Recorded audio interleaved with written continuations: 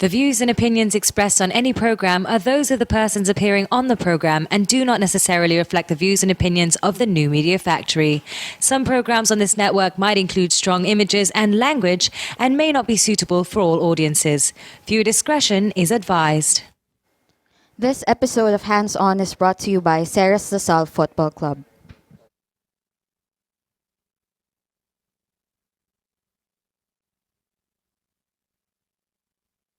My goodness, folks, here we go. It's another edition of Hands On, and we're honored to have the man sitting to my left in the studio with us. We have the coach of the Azkals, the head coach of the Azkals, of course, Coach Michael Weiß. Welcome to the show, sir. Thank you for inviting me.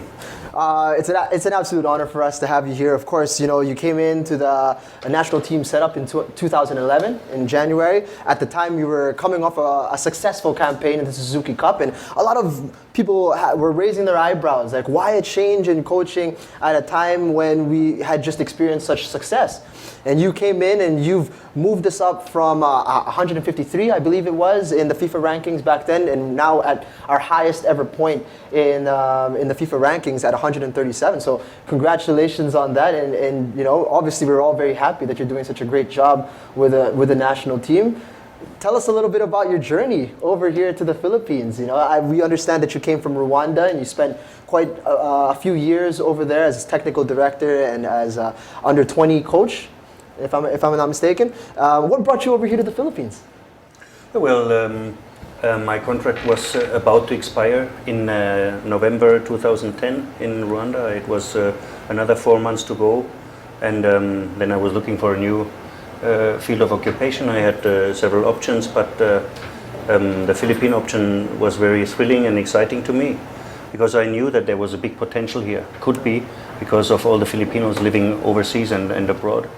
I know my way around because I worked mainly overseas, so I anticipated that Philippines could be a very good story, and to be chosen from more than 100 people there in Germany, and not only Germany, Austria and England, even people applied from Italy, Spain, and I think I fit very well to this job because I had experience previously in Japan and China, right. So that was a good precondition for me to come over, and I met with Mr. Palami in 6th of January in Frankfurt. Other 3-4 candidates were there. We talked maybe 30 minutes, everything was clear.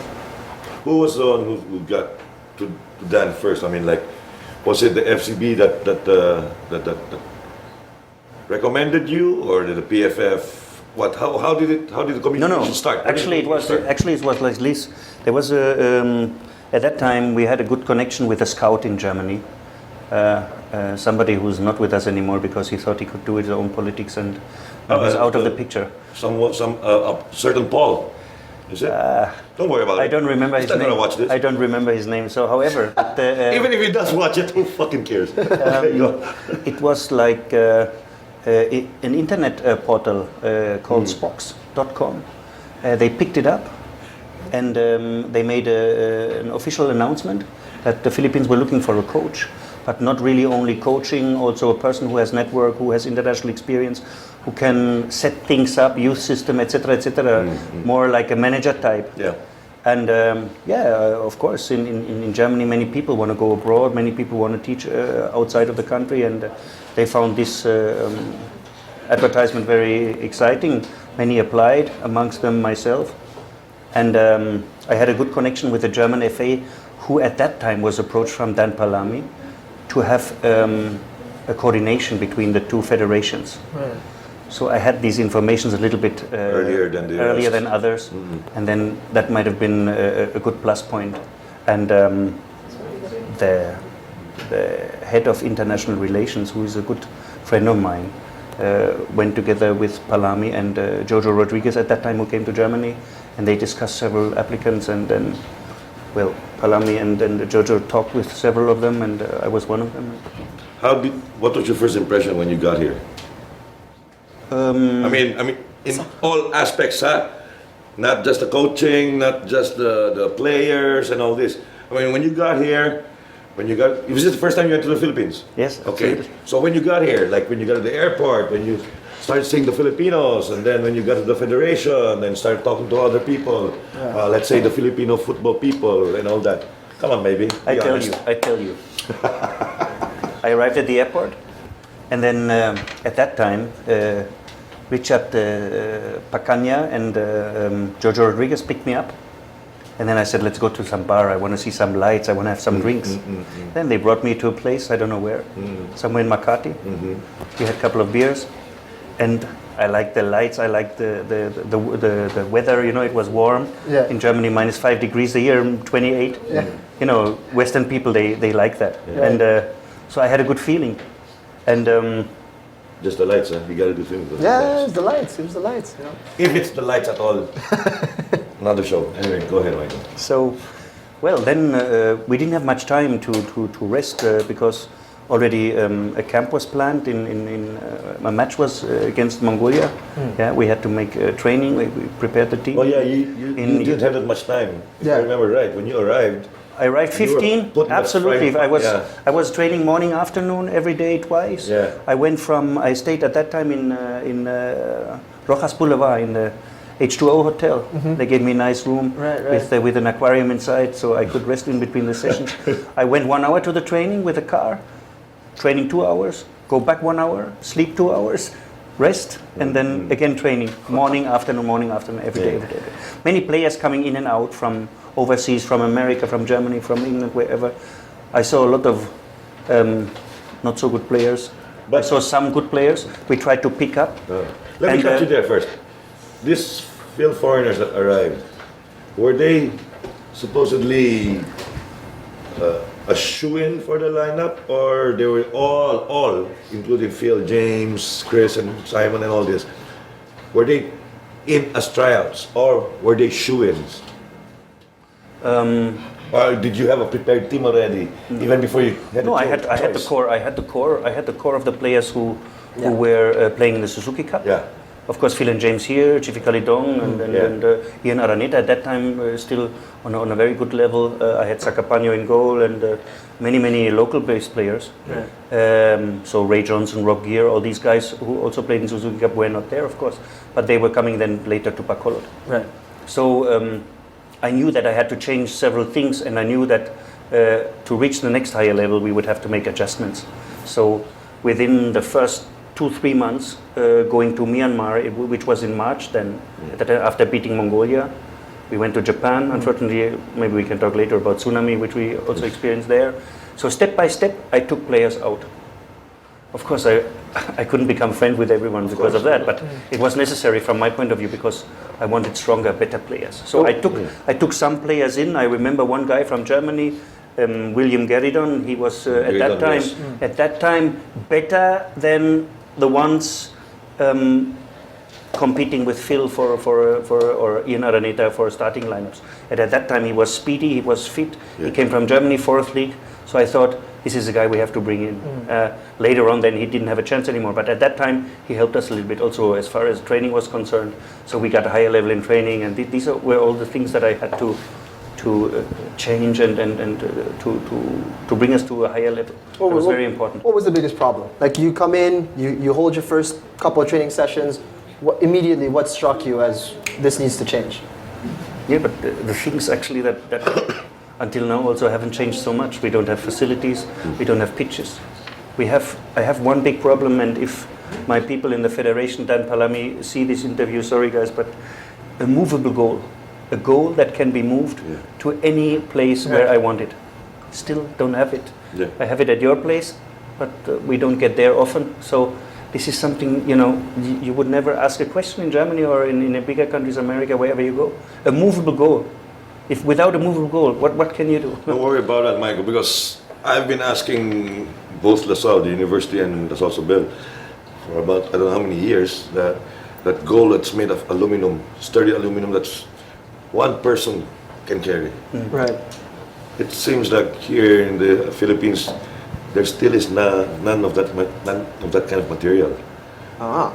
I'm not gonna freaking use PVC like the other coaches do. One kick and that's broken. Right. What Michael's saying is, what Coach Weiss is saying is, the things that you can move. This is what we need for training, because you cannot just keep on using cones all the time. it has to be a, how do you say, a game situational, Right. where the players are used to, seeing the posts, the nets, and all this. Not just you're gonna train with cones and markers all the time. Then in game time, you don't have those cones and markers in the game. How difficult? I give you another example, very very funny example. We were having the Peace Cup recently in Bacolod, Yeah. and thanks to the Ceres people, they have a beautiful training pitch. They're one of the best pitches in the Philippines. Northfield, yes. You've been there, right? Yeah. And ahead of going there, I was in contact with the coach, Ali. And I said, Ali, what about movable goal? He was hesitative first. Then after some calls, he said, yeah, coach, we have one. Okay, we arrived there. And then at the time when I wanted to use the goal, I needed 30 people. Is that Not heavy? 30 people to carry the goal. It may be 1,000 kilo or something. All the players carrying the goal. So it's almost movable. fainting. Boy, you need to be careful of your back and everything. Funny. It's But the movable. training was finished. We were only 20 people still left because the Ceres training group Right. they left already. So how'd you guys- So we had all the stuff. Everybody who was just there, even girls, they had to help to carry the goal of the pitch. I don't know how many still are in That's hospital now. I hilarious. don't know. That'll be out by now. Oh Last my time. God. Last one's out. That's the problem here. Philippine football has moved up, all right? And everything else has moved up except for the obvious thing, the officiating, number one. Number two is the equipment and the turf. I mean, the pitches, whether it's turf or grass, whatever. We are still not a football-loving nation. Right. I mean, it's improving. It is improving, but the important thing here in the Philippines, I don't know, maybe it's the attitude here also, it's the mentality here. Things that costs a little or A lot. that's the main problem here. As I understand what Coach Michael Weiß is saying now, because I'm in the same position. I have to use always this plastic, rubber, Right. and all this. I have mini goals in my place, but it's still quite heavy. Right. It's solid steel, bars. It's not the materials that they use in Europe. But actually, to be honest, an aluminium goal, if you get, we discussed it many times. Yeah. If you get it from China, if you get it from Hong Kong or from Malaysia, you Yeah. get it for $600, $700, Yeah. It's just 4 posts, Yes. and everything is there in a box. You just take it out, and it's not such a big deal. No? But you're in the Philippines, my friend. Look up into the relief goods. Does it go to the victims? No. Some stays here. That's the way it is here. I mean, sorry naging politika na to, pero I'm not a very this political is- person, but I hear these things, I see these things. So for me, it's on me. It's not to interfere into the people's business, not too much. I utter my opinion, but behind closed doors, people take it and then try to improve or not. I will not change. You're I behind was in- closed doors now, so it's I was in problem. Rwanda with the Croatian coach. He couldn't speak English. The players always laugh when he start to speak English. I said, we should be a little bit faster here. We should move stronger. He said, Michael, relax. Cannot change world in one day. And that's true. If you need more time, you take more time.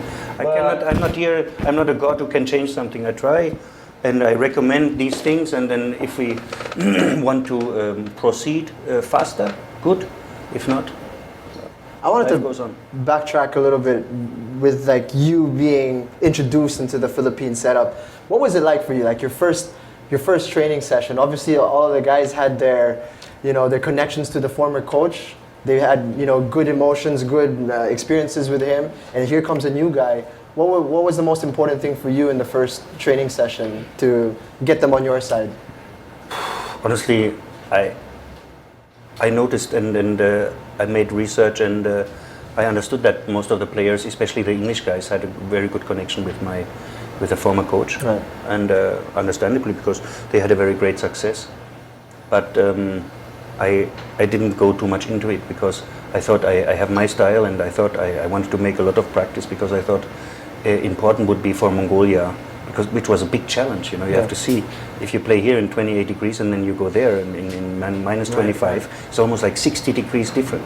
So we had to plan very, very properly to have this intermediate step from the ice, from the warm to the middle cold, which was already very tough in Japan in the camp where we went in beginning of March, and then going to the ice cold, minus 28 degrees on departure. So I could not think about the coach who was there before, you know, because anyway this takes time, and if you have your success and if you have your connection with the players with the time, then all these things, they disappear slowly by slowly, and I was not really thinking too much about it, honestly. Michael, in your previous assignments, did you have as much criticism from the people or from the local press as you had here in the Philippines when you started?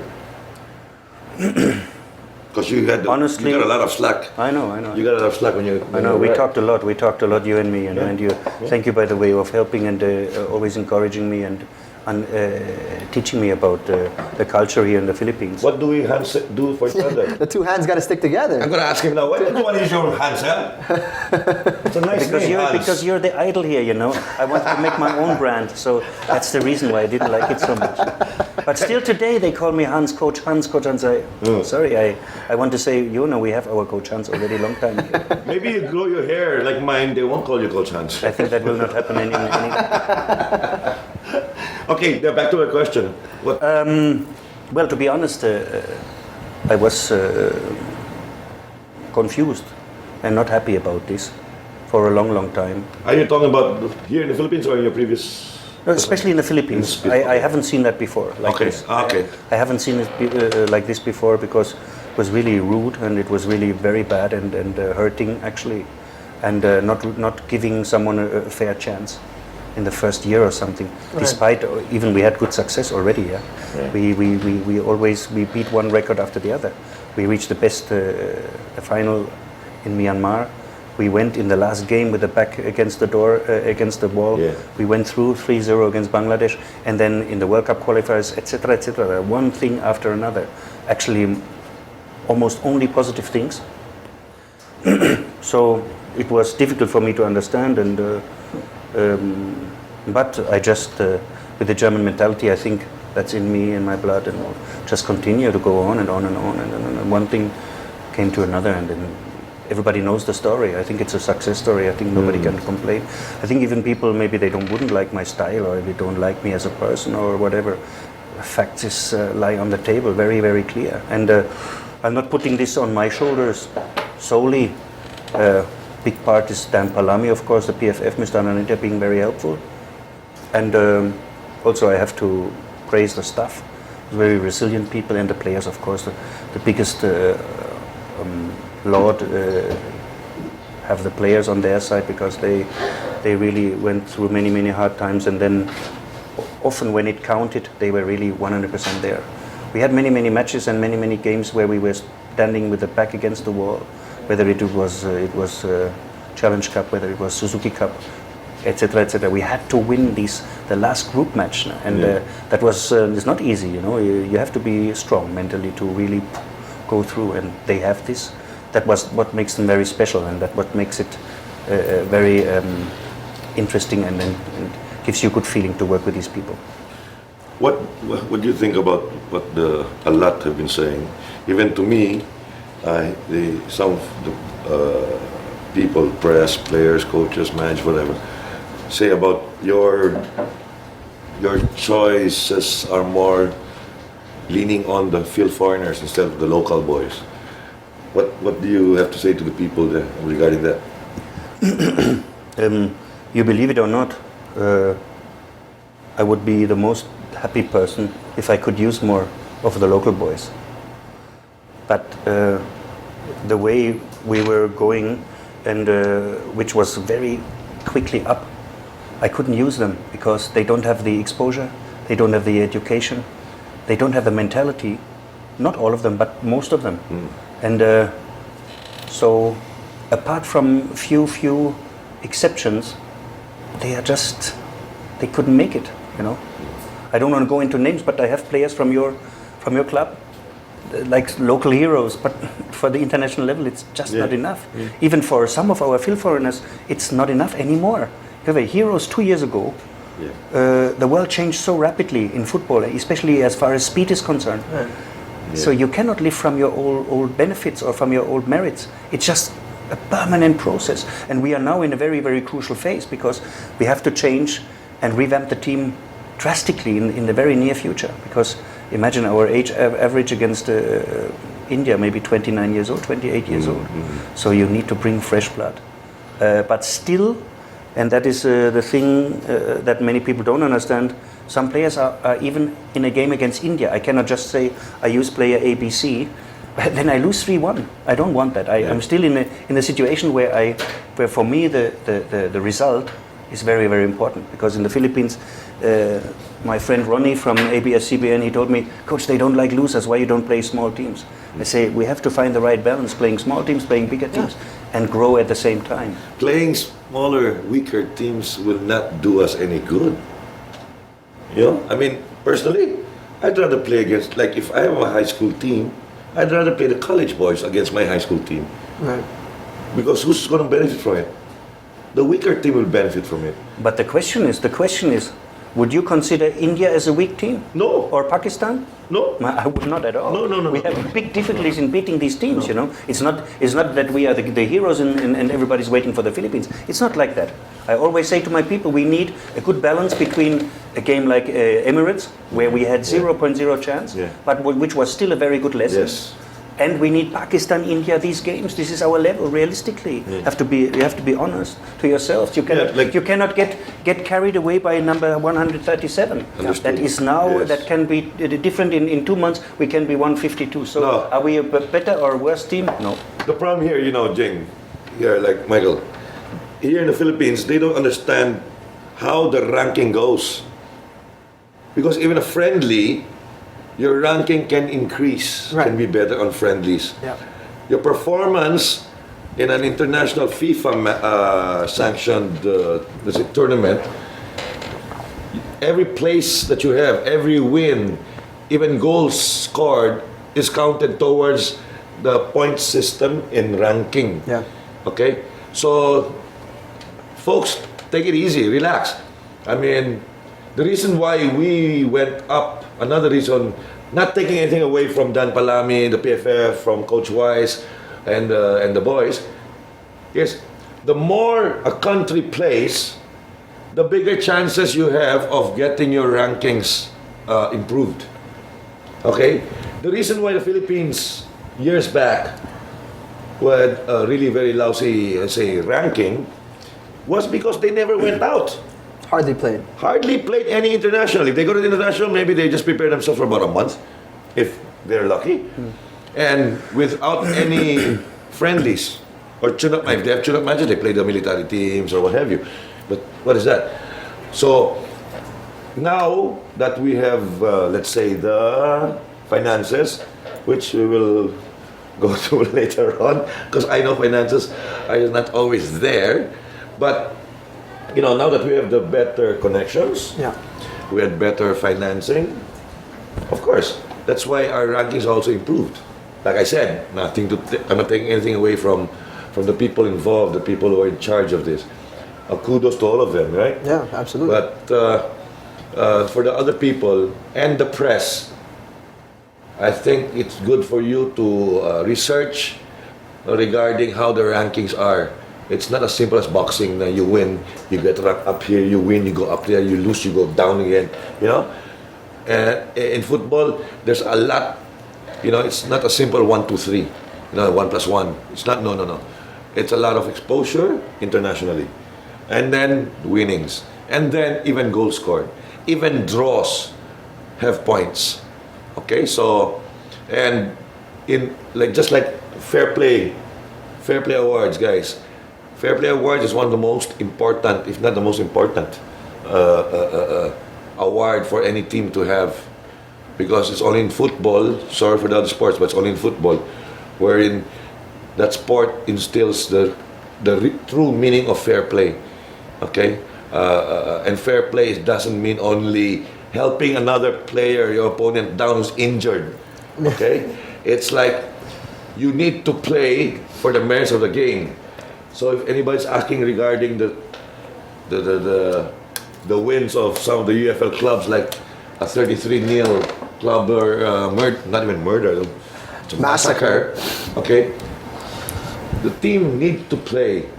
Okay, but I would have also said maybe I would have used my second stringers or even my third stringers without using my superstars. Maybe at first 30, 45, 40 minutes you can, but you know. Let's get it back here to. But like what Michael's saying, it is not that easy. Yeah. Is there like a lot of pressure on you from the management in terms of like we need to increase our FIFA ranking? Is there a directive, specific directive to you to be like we need to improve the rankings of the Philippines? Well, directly, people wouldn't say that, but of course, on the outside, they will always say we have to go there and we have to go rapidly and quickly. I'm not influenced by that too much, to be honest. I just follow my plan and what I think is necessary, and I also am happy about that we are 137. But to say now we are number one in Southeast Asia, man, if we play Malaysia and Thailand still, we have to be really with the best group to have a serious chance. And we played in Thailand in the Suzuki Cup 2-1 on home soil in Thailand and fought bravely. Yeah, it was okay. Yeah, maybe the one or the other person was not happy about it, but with the group, without Shrug, without another 1-2 players missing, was absolutely acceptable and realistic. We played Malaysia last year in Malaysia. Boom, quick, fast football. We didn't see the ball. We played 0-0. Okay, good result. A good performance from the keeper. Good, strong defense. This is where we are, where we stand now. The development, and that I have to say, and also be critical with myself. I was dreaming that I could reach that in 1-2 years, but it takes more time. Yeah. And now in this period, we have to be very, very careful in. As far as the Challenge Cup preparations are concerned, at the same time rejuvenating the team quickly. Yeah. But not with players who cannot help us too much, but with players like, I have found now a fantastic player from the second league in Switzerland, Martin Stoibler, 24 years old. Right. I have another player from Rapid Vienna, Stefan Palla, who is in the pipeline, 23, 24 years old. This is the quality that we need. At the same time, I am asking, and very kindly asking my people, give me time to train with the local boys. Let the local boys be as strong as possible. And also young talents, like Boy Fernandez, Segunyal, etc. People, Barbaso, people you can still develop. I'm not sure if they can make it on the high level, but we can give them a chance, we can train them properly, and then we will see after some time. You know, some talent, they come later like a bomb. Yeah. All of a sudden, some will never make it. Yeah. Yeah. And some are called a talent and a future superstar in the Philippines, but they will never make it because they don't have the attitude. Without mentioning names, maybe you know who I'm targeting. I want to mention names. And believe me, I know what I'm talking about, and if you discuss with the staff and with the group that has been with me now 3 years, coaching staff, etc., these people, there will be not many two different opinions about this and this and this and this player. So as much as I want to bring in local boys, at this point of time, I find it difficult. You mentioned like there's a mentality that they need to be able to adapt to, that certain type of attitude. What specifically are you talking about here? I mean, I tell you, Jing, what I'm specifically talking about is that the boys, and Hans will agree with me, when they are in school is priority number one. Yeah. In the big nations, football will always be priority number one. They go to school, but they train in the morning already, and they train in the afternoon. Right. You know, so in the age of 10 to 18, this is this 8-year period. The people don't have it in the Philippines, and then later on, you cannot catch up with this anymore. You have one exception now. Is Aguinaldo from FEU? No, UP now. UP now, okay. Amani? He will be Amani. Yes. This will be a boy to watch out. But people already say, oh, he must play now much. Maybe he can play next year in Challenge Cup. Yeah. Slowly, calma. It takes time. It takes time, and you can burn these people in 3 months. You will never see them again. So, leave it in my hands. I will do the proper things to. Rome wasn't make built in one day. Exactly. That's the most famous saying. Rome wasn't built in one day. I want to tell you a story. I always told my people here and in the Philippines so many times, maybe 50 times I told them. Here, my nice wife from Japan. I met her in 1999. Yeah. And I went to Japan in 1997. Tell me if it's the truth. Okay? Tell me if it's the truth. You're just making me bola. Okay, go. So I'm talking now about youth development. I went to one of the strongest high school in Nagasaki, in southern Japan, beautiful place. And the boys were under the strict regime of a coach. His name was Tadashi Komine, very famous all over Japan. They had to shave their hair when they went into the school and woke up in the morning 5 o'clock, every one of them. Sports gear, go to the gym 1 hour. Passing, dribbling, exercises, physical exercise 1 hour. Take a shower, breakfast, go to school until 3:30. Then the bell was ringing, bing, bing, bing. You saw them in their suits, running on the sand pitch, 2.5 hours training. Every day, Monday, Tuesday, Wednesday, Thursday, Friday, Saturday, Sunday, morning in the bus, going all over Japan playing games. Jesus. So, now you ask me how many days off they had in 1 year. 4 days off. For Obon, because this is a holiday nobody can miss. Wow. 4 days off. So, comparing now to the Philippines, Yeah. no one has that. So A lot of day offs. even the least talented player in Japan, compared to the best player in the Philippines, is probably not so much of a difference. What I want to say is, we have to increase our work ethic, our work rate, and repetition is the king of success. That's always what I say. If you have 1 million passes, even if the first 600,000 are sloppy, but after 700,000 you get better. Yeah. But if you only have 7,000, you cannot reach anything. It's a fact. When you go ahead. You know, years back, because I used to go to Europe almost every year, no? With Tomas Lozano. Youth tournaments, international. I think it was in Denmark. I was coming into the fields. In Europe, there's a lot of that. One area, but 20 fields or more, you know. We were walking towards it. We saw a Japanese team. I think they were, how do you say, state team? Selection. Okay, of Senpatsu. 14 years old. Senpatsu? 14-year-olds, 15-year-olds. They finished the game already. Okay, 16-year-olds, sorry. But they were playing the 17s. You know what their cooling down was? Which I tried to do here with some of my teams. Outside the penalty box, they need to hit the crossbar. When it bounces, they have to put it in the goal. And we were just watching, and the rate of hitting was tremendous. Let's say 9 out of 10.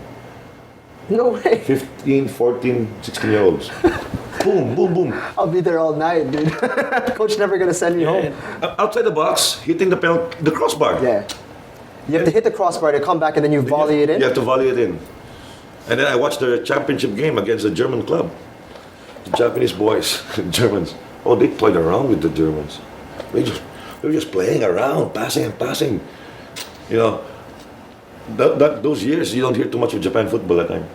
But we know already about Japan's football in Asia. But all my Filipino boys, we just, there's like, when you say height is might, that's only in basketball. Because in football, Tawichi, the Bolivian, these are street children, which was recognized by FIFA. Literally, like what you said, they had a few hours of studies, English, Spanish, math, whatever. Morning, football, and the field was nothing. Wasn't even good. Weed, just high, but they're just playing. But these boys, the way they played, oh my God. A lot of people, and these were the ethnic group, kids, street children, orphans. It took them how many years before the government started subsidizing? There's quite a number of Bolivian World Cup players that came from that program, Tawichi. Very well known, Tawichi, very well known. And again, you see these small kids playing against these giants from Europe. They're just like, even headers, they would beat this 6'3", 6'2". And these boys, what, 5'4", 5'5"? The keeper's the tallest is only about 5'7". But oh my God, beautiful football. They play beautiful football. And when I met the director of quite a few times, they were saying the program's like that. Morning, football. Bare feet, football. Just wake up straight, no more washing their face. Play, ball. And the balls are not nice balls. These are hand-me-downs. And then shower, little breakfast, classes for 3-4 hours, and then Football again. Yeah. Realistically speaking, how far away are we from that here in the Philippines? Creating some sort of culture where kids from a very young age will be honed to play football like that. When I was applying for the job, I knew at the same time that I would not only be national team coach, but I would also be somebody who would like to push the grassroots development and to help as far as the development of young players, boys and girls, is concerned in a young age. Because I knew that there would not be so many opportunities for them to play, pitches, facilities, whatever, travel possibilities and balls, whatever. So everything that was necessary to educate young people was not there. Probably I was thinking at that time. So in my application paper, I already wrote at that time. I said I'm very honored if I can take the national team position. But what I want to achieve in my 2 years contract, or in my first assignment with you, I want to have a technical consultant who is a specialist in grassroots development from Germany. I want him here for free on behalf of the German FA and of the German Olympic Sports Association. So 4 months ago, the German FA sent Thomas Roy here. I don't know if you met Thomas Roy. No, He's now meet him. a consultant in the federation, and he's overlooking all the youth development programs. Yes, he's with the under-16 coach, with the under-19 coach. They were in the AFC tournaments together. Right. So he's overseeing the Kasibulan projects all over the country. He's now in Cebu holding lectures with the national team coaches. Next week, Monday, Tuesday, all the national team coaches, including me, have a meeting. Him leading through the program. So he will stay here for 4 years. Wow. Grants of the German FA and the German Foreign Ministry. That makes $1 million, which the PFF and the Philippine football does not need to pay. Everything will be covered: house, flights, school fees. He has 4 kids. So I was just talking to the German embassy 2 days ago. It's not cheap. I don't want to say I gave this to the Philippines, but I was certainly instrumental to help that this person is here. So, coming back now, how long do we need? I think it will take some time. Yeah, it will take some time, and patience is a very, very important factor in the whole process. But with the people now, with the vision they have, Mr. Renite especially looking for long term and not for short term, meaning long term, meaning 7 to 10 years, we can do something for sure. But what we need is grounds to play. We need like basketball court. We need a 5 versus 5, 6 versus 6 small court. Many, 10, 50, 100, all over the country. I hope that Azkals is giving young players some hope and some inspiration to follow this path. Yeah. You know, last night there was a UFL TechCom meeting. After the meeting, we had a couple of beers downstairs with some of the managers and coaches from some of the clubs, and we were discussing this. We were discussing pitches, and they were saying the only regular-sized pitch is the ultra field, which is going to be turned or already been turned over to track and field athletics for throwing, not for football.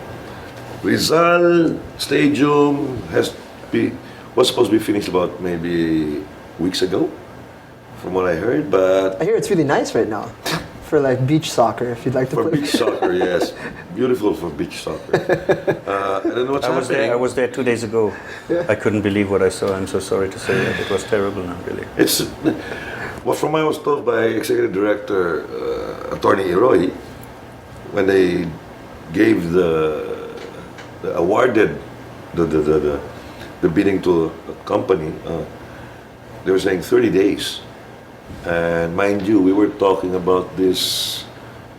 I still remember I was still in training for a UAP last year. 30 days, huh? A little ambitious. And we're starting the 2013 UAP season this weekend. So that's quite a ways back. and nothing's been happening now. Oh, there's grass, yeah, starting to grow, weeds. It's sprouting out. Nothing to do with the way it's supposed to be. Wow. It's supposed to be finished right now. Yeah. I don't know what the problem is. That's horrible. So, it's a shame. Like I said, football's coming up.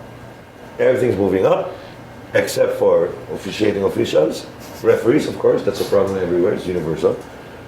Plus, we need more, I'd say, real professional management for football, not basketball type management, showbiz type management. Football management, not just for the teams, not just for the players, not just for the coaching staff and all that. It's the whole caboodle, you know what I'm saying? Right. It's a whole organizational, how do you say, management type that we need here. We don't have. It's just a shout out to the people who are in charge for football, maybe the FA, UFL, maybe PFF, whoever. Let's get somebody from wherever who has the, how do you say, the Knowledge. the knowledge of this, because we never had that in the Philippines.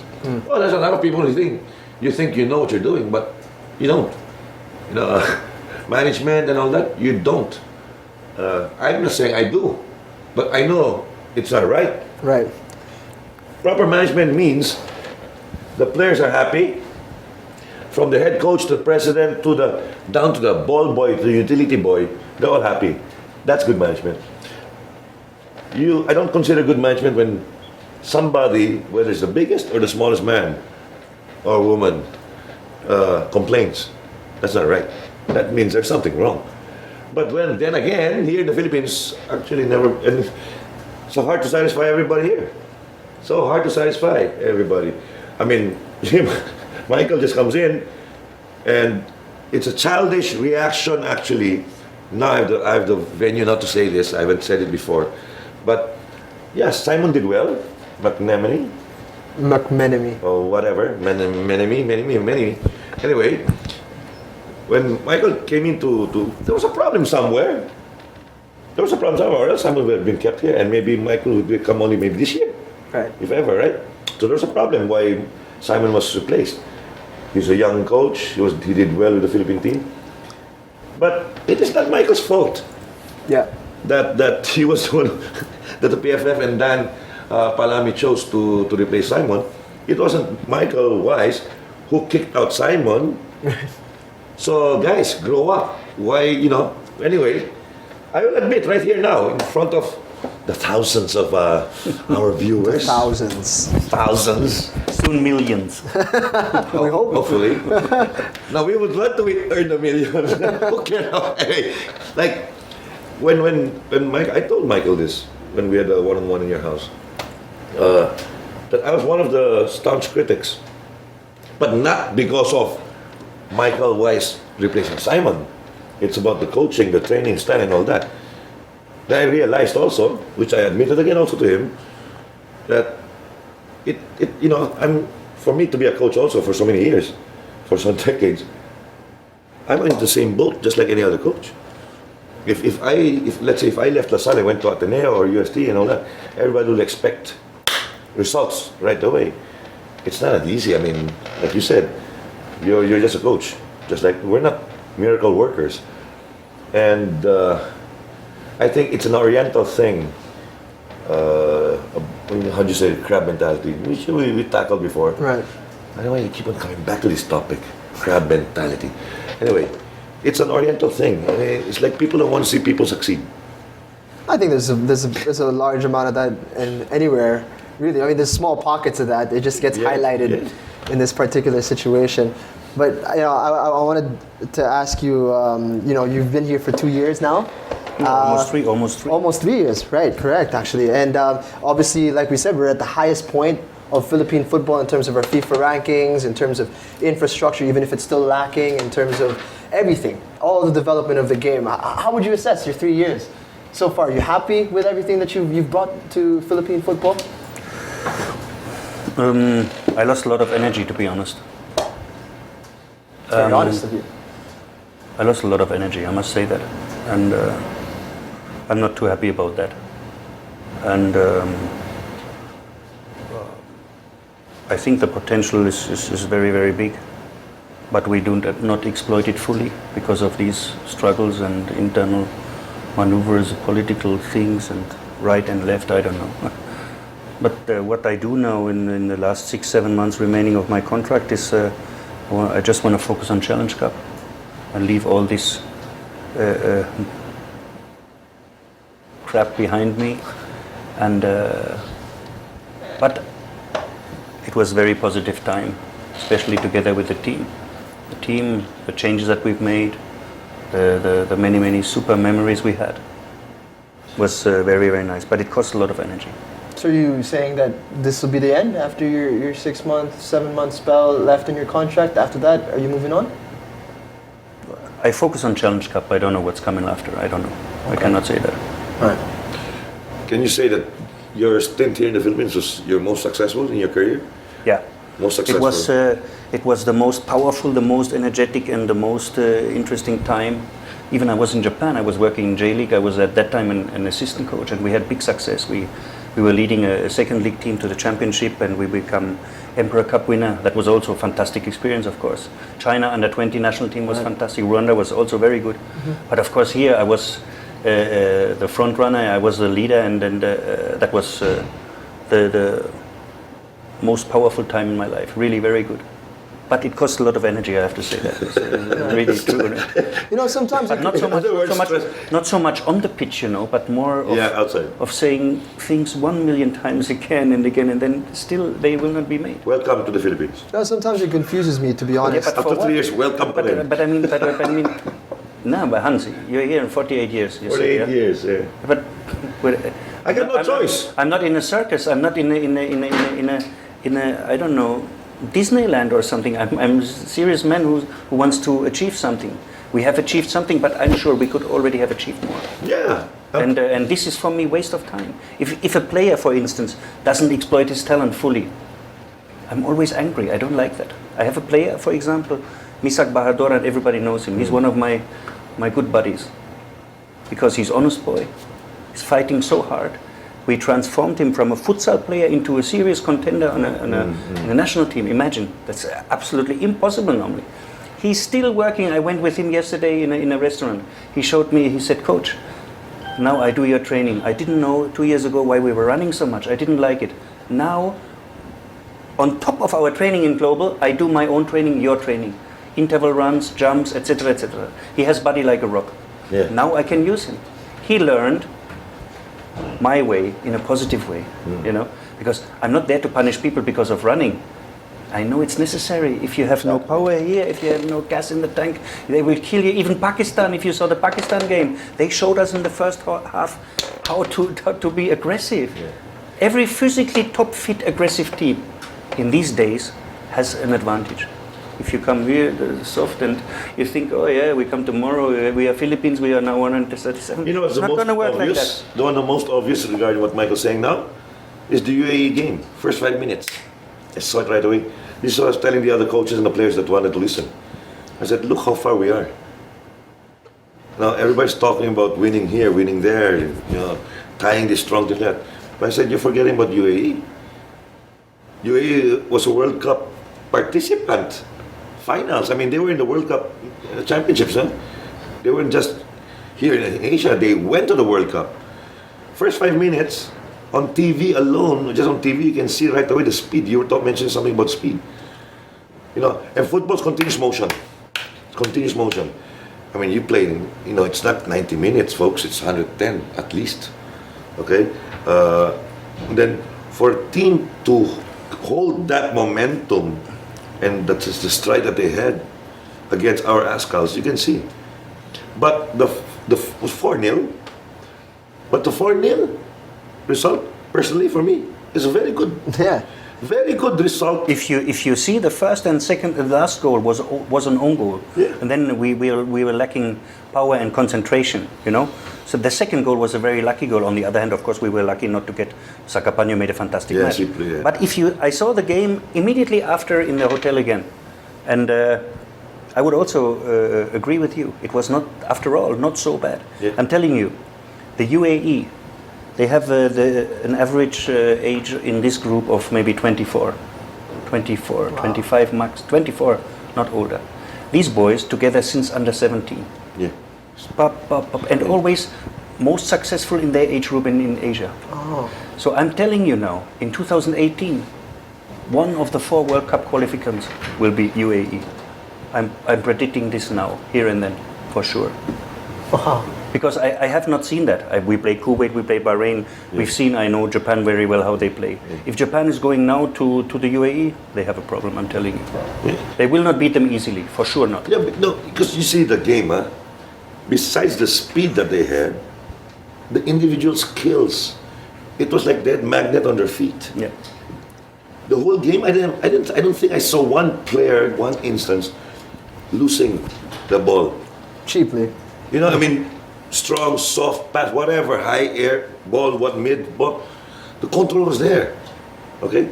But you know what, Michael, since we're here, I tweeted halftime after your UAE game against UAE. I said the marking at the back 4 was horrible. The marking was really horrible because the first 2 goals, it was just like a give me. From the midfield, which try with Phil and all that, they were doing quite well. But somehow some of these boys get lost and they opened up the middle. That's where they scored easily. So it was the marking in the back line. But which I understand also because you didn't have the same back 4 as well in the Peace Cup and the other previous success that we had. You had a solid back 4. UAE didn't have the same. You had Rob. You didn't have Christensen before. You didn't have even Jeffrey before. To somebody else. Kagara. Dennis. And, The top back 4 were Kagara, Juani, Rob Gear, and Kali.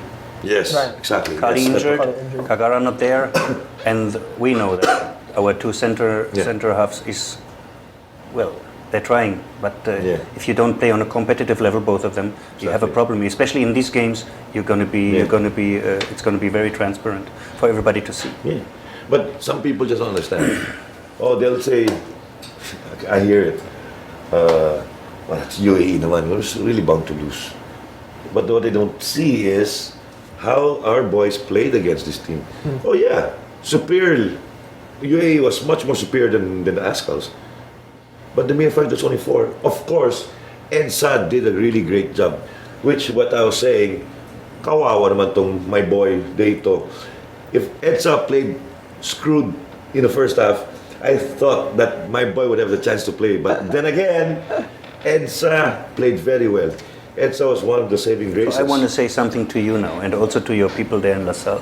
Don't take it personal. I invited Patrick last year, and I saw the talent. Everybody knows about the talent. But talent in the league is one thing. So what I want to do, I want to lead him step by step to where Etsa is now. And Etsa is my boy. I touched his back for 4 or 5 months before Suzuki because I anticipated already Etheridge and Müller would not be there. We built him up, we trained him, we bring a physical goalkeeper coach, trained him within 1 year. And people don't know that. Do you think that the Suzuki Cup is a coincidence or it comes out of nothing? It was hard work, my friends. 4 or 5 months every day. But not from sleeping or from going to Jollibee and have a nice time with a girlfriend. It was hard work. So Patrick needs to give himself time. He cannot come to the national team like last year and then tweet, I'm disappointed, I cannot play. I give him some tissues, he can cry all night. I don't like that. This is what I mean about mentality. Yes. Other players from LaSalle, they show up once in the training, then you don't see them 3 months anymore. So how can I plan with these people? I'm sorry, there's nice boys, but for national team activity is different. No, makes sense. And if Patrick waits, time will come. Yeah. I will give him a chance. I wanted to give him a chance against India, but it wasn't supposed to be, so time will come. Yeah. Slowly. No, don't worry about it. I've told him before. I actually berated him. I sermoned him about what he tweeted. He was, no, I said, no, shut up. You did something really bad. I said, just shut up. You don't have to say anything. And then I said, you take your time. I said, Edsa has been how many years way ahead of your experience? Relax. Now being noticed already, it's already a big thing. Your time will come. He's only what? How old is he? 22, 23? Yeah. Still very young. And like I said, Deito was not a goalkeeper since grassroots when he started, no. He's a good fit midfield player. But I just saw something in him when he got to 13 years old. So I changed him and said, no, you play. Why, was he gigantic already as a 13-year-old? No, but you can see the limbs. Right. I mean, I've been in the youth for 32 years. I can identify a kid, and I would know a kid that would grow. You can see. Plus, of course, if you know the family, if you see their parents and the grandparents, it's only a small percentage that it would not happen, that you don't have the genes of your grandparents, let's say. But with Patrick, I saw something already. So look at him now. When he got to his 4th year high school, he just shut up. And it's a joke. I told his mom, straight out, he's a good boy. He listens to me. Oh, yes, coach. Patrick's really a good boy. I said, yeah, because he really listens well. And she asked me, why, coach? What did you tell him? I said, during summer, 5 times a day. Yeah, look at him now. Show went downhill very quickly. It's a quick turn, quick drop. Anyway. Oh my God. Ever heard about that? Oh my goodness.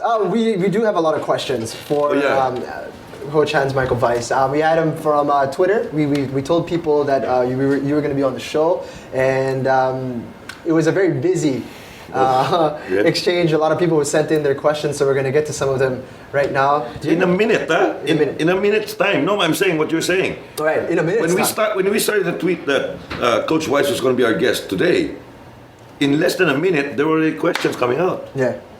What a guy. Break. A lot of people were interested. So we're going to take a short break, right? We'll be coming back with the questions from all the listeners who tweeted into Hands On NMF. So we appreciate all the questions. We're going to get to them right after this. Hi. They say nothing in this world is free, and for the most part, that's true. But here at NMF Network, all shows are indeed 100% free. And as an added feature, you have the option to subscribe to all your favorite programs, also at no charge. Why should you subscribe? By subscribing, you no longer have the hassle of delays when you stream the program. You also don't need to keep checking our site to see if your favorite programs are up, because they'll automatically be uploaded to your device as soon as it's available. Here's how to do it. For those people with Apple mobile devices, first you need to download the podcast app. Once you download the podcast app, open it. You should be taken to the featured page. Now, you look for the store button. Hit the store button, and after doing that, hit the search button. Put your cursor on it and type New Media Factory. All our shows should automatically appear. Pick your favorite or favorites, open it, and hit subscribe. And that's it, you're done. Congratulations and welcome to the New Media Factory family. All right, welcome back. Of course, Coach Hans Michael Weiß on the show. We got so many questions coming in from the Twitter account Hands On NMF, so we're going to get a chance to look at them right now. It should be flashing here. There it is. Oh my God, where are my glasses? Coach Weiß, which UFL players currently not in the Azkals should be in the team moving forward? This question was tweeted by Bob Guerrero. Oh, Bob Guerrero. Bob Guerrero. First of all, hello Bob, and thanks for your contribution to the football and for your thoughts. And there's a couple of guys that are interesting, as we already mentioned. Right. Amani Aguinaldo is a good prospect, and we have De Jong's younger brother, Danilo. Yeah. Very interesting. Then I hope maybe Boy can still make a good progress. Hopefully, because we need central defenders. Right. He's not playing in central defense in La Salle, but Sometimes he does. Sometimes he does. Yeah. Who else do we have? You mentioned Jerry Barbasso. Jerry Barbasso is still with the team. Mark Hartman is hopefully, if he changes his attitude a little bit. And Actually, runs Jerry Barbasso is a comeback kid. Yeah, he was part of the national team. He was with Simon before Michael came. Mark Hartman could be one, yeah. And we are now getting some Australian guys in December coming over from Lee Gunn, a former national team player. He set up an academy, and he has 2 strong central defenders that we're looking into it. From America, some guys are coming over. some boys from the under-19 I was watching Yeah. from FEU. Amita, I don't remember Bugas. the name. Amita. Yeah, And Bugas. Amita, exactly. Yeah. Yes. Yeah, Bugas, exactly. Yes. Yeah, a couple of interesting guys coming. You've been watching some of the UFL games. I see you there. I at watch times. all the games. Yeah. If I can, Yeah. I watch all the games, most of the games. Have you been happy with the development of the league? Yes, it's getting better. I can only say from La Salle already. They had Global twice on the verge of really having a draw at least. No? But then one day Patrick didn't use his hands properly, so that was. But I see the progress in La Salle. But I think it could be done much more, and you have to have every day the sessions and That's with the problem. with high intensity. All the players say, "Coach, when we're with the national team, it's a totally different level." You know, so I hope that in the league. And facility-wise, things are getting more that really the teams are professional, meaning 6-7 sessions a week, Right. Yeah. and really football as life, as a job, as a profession, and not 3 times a week like hobby football players. You know, you cannot succeed. Next question. From Ken Altar. How weird is this that he's got better eyesight than I do? I'm farsighted, so don't worry about it. Ken Altar, nice game. Must be a religious boy. Anyway, did you consider Alphonse Ariola, Stefan Pala, Yuji Takahashi. Yutahashi, Ramsey, and many more uncapped foreign players to join the squad? All these boys that you have mentioned in your tweet are on the radar, and better sooner than later we should get hold of them. But we are in contact. Ramsey, for instance, I've been chasing him since 2 years, but he now hopes, after they sacked the German coach Holger Osig, to get a chance in Australia. If now he doesn't get an invitation to the Socceroos, he will probably Come to the Philippines. And Pala, we're in contact with Pala.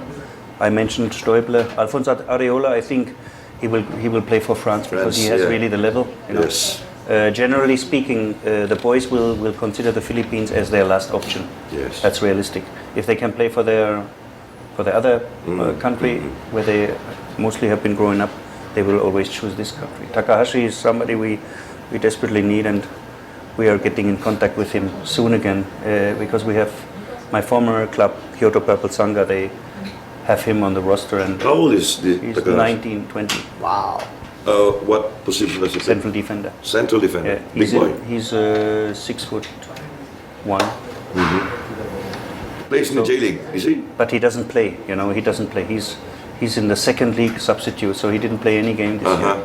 So Okay. also doesn't have match competition, but he has the fitness probably to help us instantly, and we could use a player like this better sooner than later. So that's to answer your questions. All the boys that you mentioned are under the radar, just like what Coach Michael has just said. Next question, please. From Mark Casalme. What do Filipino coaches need to improve on?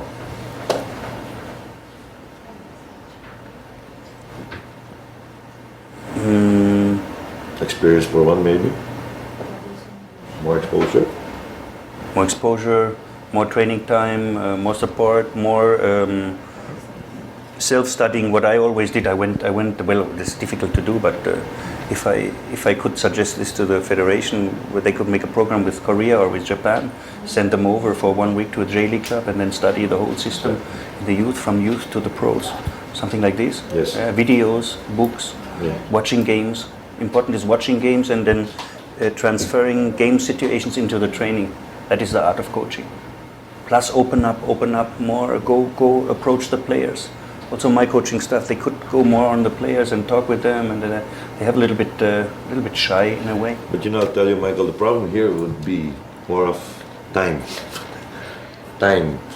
If you understand what I'm saying, time. There's none of it here. So a lot of the other people here would rather look for where they can get their next meal for their family. Okay? There are a lot of coaches here in the Philippines, a lot young, upcoming coaches, men and women, boys and girls, that love to coach. But it's the economics. Yeah. It's not a Understand. lucrative It's not profession. No, it can. I stayed with it. You won't even believe how much I got when I started coaching. You won't believe how much I was getting paid. But then I stuck to it because, number one, maybe more passion to be a coach here in the Philippines. For you to last, you need to be passionate enough to love the sport and to stay on. I've stayed 32 years. People think that, I have the good life. Far from it. I worked for all of this for the last 3 decades and a few more years. But, I think the way I see it, from my personal experience with all the other Filipino coaches, the younger ones, and even my batch and even the older batches of during my time, it would always be finance. I was just maybe more fortunate than the rest when the federation always sends me out, because I think I'm the luckiest coach in the Philippines, because I think I've been under 4 World Cup coaches in the coaching courses that I've attended. I've been under 4. Karl-Heinz, what's his name? Detmar Kramer, number 1. Detmar Kramer, everybody knows. If you think I'm lying, now here's a German coach. He can attest that Detmar Kramer made Beckenbauer, Karl-Heinz Rummenigge, and all this. Okay, World Cup champions, my friends. And I was under, I forgot his name, Scottish coach. He was Andy Roxburgh? I think, yeah. He was UEFA technical director for Yes, one of the World Andy Cups. Roxburgh. Exactly. Yes. Okay, I'm not lying again. For the people who think I'm lying, screw you. I'm telling the truth now. Okay, so basta I've been under 4, 1 Irish coach. I was fortunate. I never had to pay for those courses. The federation sent me. Okay, but the other coaches, kawawa. There's a lot. Number 1, exposure and more of training, because all they do is they books. Now Google, but it's not that simple. When you see a training drill, follow the drill, but you don't even know exactly what the drill is for. Right. Okay, you need to explain to the kids, especially if you're a grassroots or elementary coach. You need to teach all these guys. Anyway, next question. Is there any other question? Oh, nice. Big penmanship, big font. From Troublesome Douche. Nice name. Is Alexander Borromeo ever going to play for the Philippines again? Alexander Borromeo, folks, is Ali. El Capitan, right? Obviously very influential in the 2010 winning squad, but he's been injured a lot lately. Hasn't been fit to play. Will he ever play again? I hope. We could desperately need him, as a character, as a leader type. As a very nice person. I had a very good relation with Ali. He was always ready to work hard and never complaining, and a really good guy. But you have to seriously say that, honestly say that, with these operations and 2 years out of high-level football in his age, it will be very hard to come back. I cross my fingers for him. I really wish he could. That's the irony, yeah? The irony of it all. Michael just said it. His passion and all that was going to put him down also. It got him injured. Right. Ali never knew when to stop. In pain or whatever, he'll just play. I've known Ali since he was 11 years old, I think. Okay? And he's been there all the time. He had the support of his parents, full support and everything. But he grew up to be a good boy, a good player, good kid, a good person. But sad to say, because of his passion and he loved it so much. That's the one that now is laying him off because of his injuries. It's just like Marco van Basten had so many more years before he retired. But Marco van Basten had, 5 knee operations? Major operations. Yes. Because he was the best striker in the world, and the only way to stop him was to come out at his time. So Cristiano Ronaldo, Messi now are lucky that the tackles now, the other players is more finesse. By the time of Van Basten, they club and kill him, 5 operations. But he's coaching, right? He's coaching in a club. I don't know. Or a club. In Holland. Or one of the youth teams, maybe, yeah. Anyway, is that one more question? There are criticisms that the Azkals still don't have a definite style of play. Your thoughts? That's from Nali Patak at Affinities. Yeah. Now this is something that actually comes up when I go through Twitter. Read criticisms of matches or whatever. It's always been that? Like, there isn't a definite style of play that they say. What is your response to that? No, we have a very, very clear style of play. Maybe people don't understand, but we have a very, very clear style of play. Our style of play is, first of all, based on a very strong, solid, compact defense. And we are trying to have a very quick transition from defense to offense. We tried to implement a better passing style of play, which I have to consider, or which I have to accept criticism about, because we have not pushed through with that. So we are now a little bit in the transition of finding a good mix between the technically skilled play and combination with long balls, because we have tall players. We have to find a good balance now. So it's not as easy as I thought, but at the end of the day I'm looking into results, and that's what counts in football. So I didn't have, I don't want to say this as an excuse, but compared to 2011 and to 2012, I had maybe this year 3 weeks of training with the team all together. If you take all the days together, I had this in 1 month, in the first month when I was here in 2011, in February to March. Yeah. I had 5 weeks of training every day with the training. So please forgive me, guys, but you need time, and you need more time. We cannot compare ourselves with Spain or Italy. This is professional people who come from professional top clubs who play on international level every day. I have players who are not even in the best 18. Even Schrock is not in the best 18 in Frankfurt. You know, so Lucena didn't play since 3 months. Ray Johnson had 4 or 5 injuries, didn't play 1 year. Rob Gear playing in the 8th league, trains twice a week and plays like hobby football. And then they come and play in front of 20,000 people. Different, not so easy. Positively thinking, looking forward, you think you're going to get all these other new boys that you were mentioning earlier from, from Switzerland? From Again, as I said before, I need quality. The Philippines, not me. The Philippines need quality players in order to have reach their high ambitions. But for that, we have to be more professional on the management side also. We need funds. I want to go to America, I want to go to Europe, I want to get in touch with these players, but if they can't even afford a plane ticket for there, then what am I going to do? I'm going to call a boy and say, come play for the Philippines. Not like this. Have to go there, have to talk with mother, have to talk with the agent, talk with the club, and have to prepare him slowly by slowly. So if funds are not there, I cannot change it, sorry. At the same time, we have to look that we lure players from colleges who are top fit, 19, 20, 21 years old, whether it is Australia, America, or Europe, here, build teams and train them in the Philippines. So the focus should always be on the players in the Philippines, but with more training time. But you know it, like me, the UFL now is insisting on FIFA dates and only releasing players on for these dates. Very difficult, not easy. Yeah. May pahabol? I think this is the final question. Last. From Aida Torres at Aida Girl. When will Go ahead.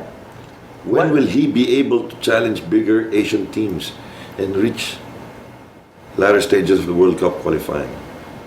When will we? I think that should be it. He maybe it's addressed to Michael. So. No. When will we be able? Yeah. When When will will we be able to challenge bigger Asian Yeah. teams and reach them? Us. The Philippines. Okay. Same thing. If money is there, I have 3 different concepts in my head, but it depends on the budgeting. Yeah. If you have 0 peso, you rely on what you have. Yeah. If you have 10 million peso, you can do something big. Depends. It's exposure, young players, scouting, recruiting. I have a system which I even haven't introduced to the Philippine Football Federation. It's a system that will really tap every player from Filipino inheritance all over the world. But it costs money. Yes. And they say, oh, sorry, coach, we can't do that at the moment. Yeah. Well, then, that's it. Okay. All right. Before we say adios for today, remember what we mentioned in the pilot episode regarding the Filipino need to have a to be educated. Right. Okay, now, who better yet to have the head coach of the Azkals here? We have our Football 101. Maybe it could be called Football Made Easy for the Filipino Kid. So anyways, Football 101 now. Alright? I think what we're going to be tackling now, I think, Jing, Michael, would mainly just be the field, the pitch, the playing pitch. Because a lot of people see just this, how do you say, the lines of the field and all that, but they don't really know the dimensions. Which one is which fields are, how do you say, internationally approved? Do we have a minimum? Do we have a maximum? Yes, we do. Okay. These ones now, look, I don't think every coach also would remember anyway. I don't. I cannot see this far of what it is. If people are watching, you can see this now. That small box within the big box in the goal area. This is what you call the goalkeeper's area. The bigger box is the penalty area. Okay, there are fouls, major fouls that are made in this area which would merit a penalty kick. Not all fouls that are made there merit penalty kicks. Okay? There's a radius. If anybody was wondering how come there's a circle there in the middle of the field, well, that is just mainly for the kickoff. Mainly for the kickoff. It's not like basketball when you toss the ball and the players just tap it out. In football, this is just to give a little respect for the team that's kicking off and starting off the game, to give them enough time to keep possession. Just imagine if you don't have that circle there in the middle of the field. There's got to be a bit of space, right? The game will never start. Okay? And minimum, I think, international, correct me if I'm wrong, Michael's 105? Yeah. And then the width would be 65? 70 even. Minimum? International? Minimum, no, Yeah. Minimum, yeah. It can 65, be up no? to 70, 75. 70, 75 for international. We're talking about yards, folks. Yards, not meters. FIFA would always be talking about, all dimensions are called regarding yards. Which is the Emperador Stadium size, actually. Like, the pitch there is perfect, except that they didn't think that you had to put lines on it. So then you had to crunch it in like a few yards in. That's what makes it not FIFA standard. That's why it's a little smaller, if you notice. Yeah, because and it's artificial turf. We had a problem last Peace Cup with some of the teams that didn't want to train in Emperador because there's grass. They wanted to train in Rizal, but of course, as organizers, we couldn't allow them all the time. We only give walk-ons. Even the Philippines, we had problems. I had a problem with Coach Michael Weiß, that we couldn't allow even the Philippine team to go and train in Rizal, because in all fairness, all the other teams had the same arrangements. Okay, if you see that small arc in the corners, during corner kicks, you can place the ball anywhere else within those corner lines. All right, it's not like you have to put the ball right in the corner. Besides, you cannot put the ball right in the corner because there's a corner flag. So the radius that you see in the four corners of the turf, of the pitch, that's where you can place. That's why you see sometimes when people play, some players put it within the goal line or on the sideline. That would always be depending on who's kicking the ball. If it's left-hand-footed or right-footed. If we're playing down on my side, behind my head, that side. If the ball will be played on the side of the sideline, more chances than none, the ones who's kicking would be a left footy. Okay? If the ball, again, same area, the corner behind my head, if it's played on the goal line here, Yeah. for sure, the corner kick would be made right footed. So it goes the same way on the other side.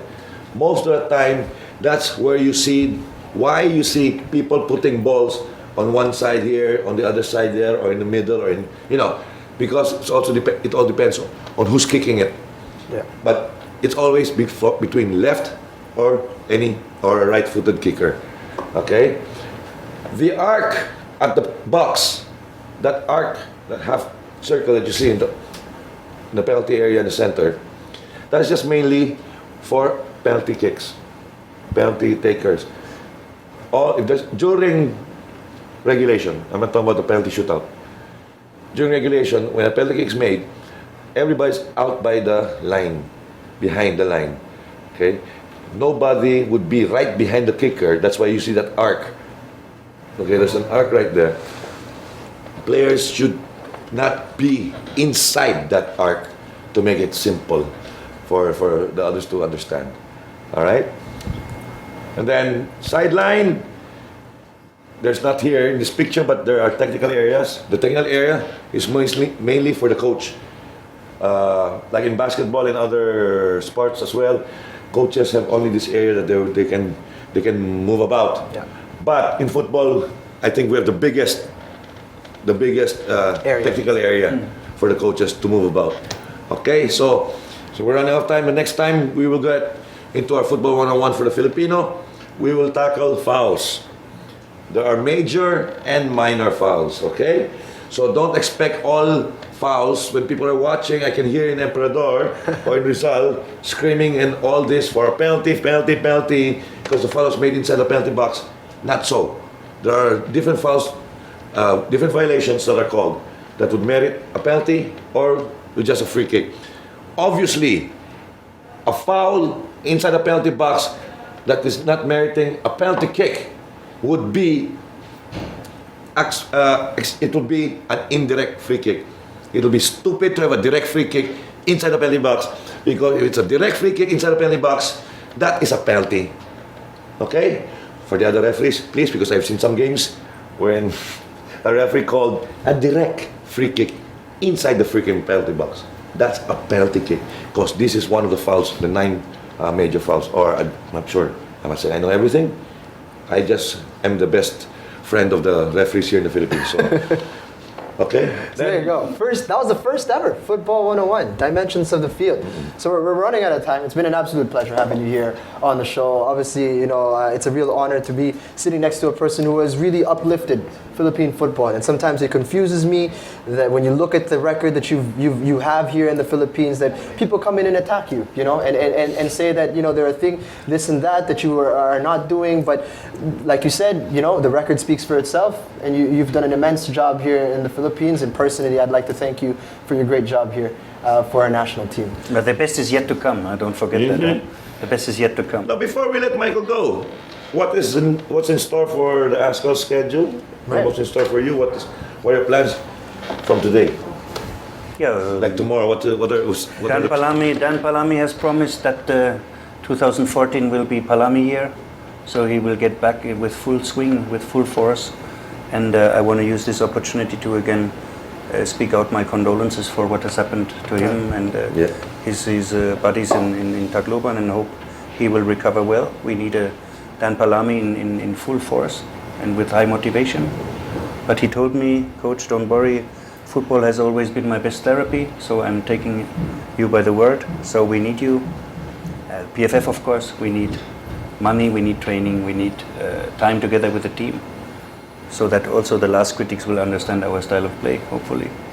And we need Hans, we need all the people, we need the media, we need positive remarks and encouragement for the team, even in not so good times. But at the end of the day, what counts are 5 games in Challenge Cup in the Maldives. That's what counts. Oof. And all the preparation matches is just testing period. Of course, we will be also looking into results, but I want to bring young players out. I want to give Aguinaldos and the young ones more exposure, which will be very important also for the next step, because at the same time, while we're focusing on Challenge Cup, we have to look that we rejuvenate the team. Well, all the best to you, Michael, and to the boys. Hope you can get the boys that you need to strengthen our campaign in Maldives. And you know what? I told you before, I feel good about them. Yeah, I feel good about definitely. it. Even it's way in the future. We still have how many months to prepare for that.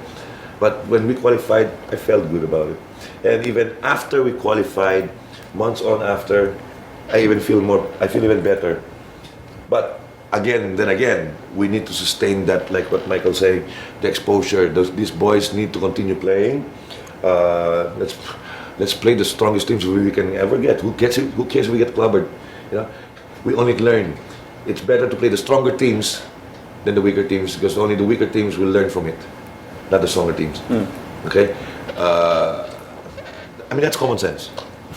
That's common sense. The weaker team will always learn more. And I think it's like what we've been discussing for the whole show. The Azkals need to learn a lot more. They need a lot more exposure.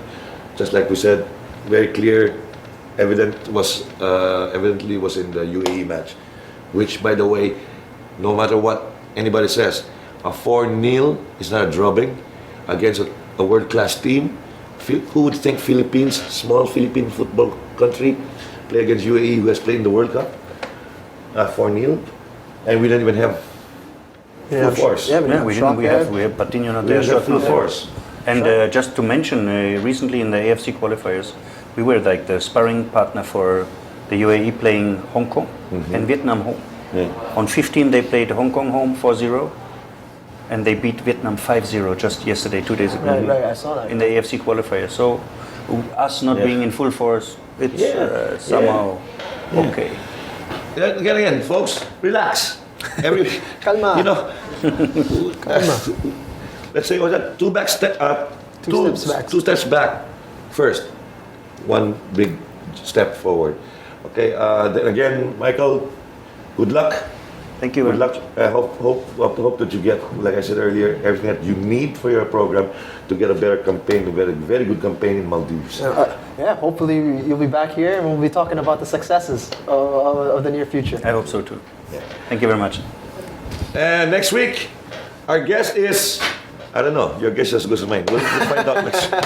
We'll let you know. See you guys, and thank you for watching Take care. Hands On. We appreciate all the support you guys throw our way, and we'll catch you guys again next week.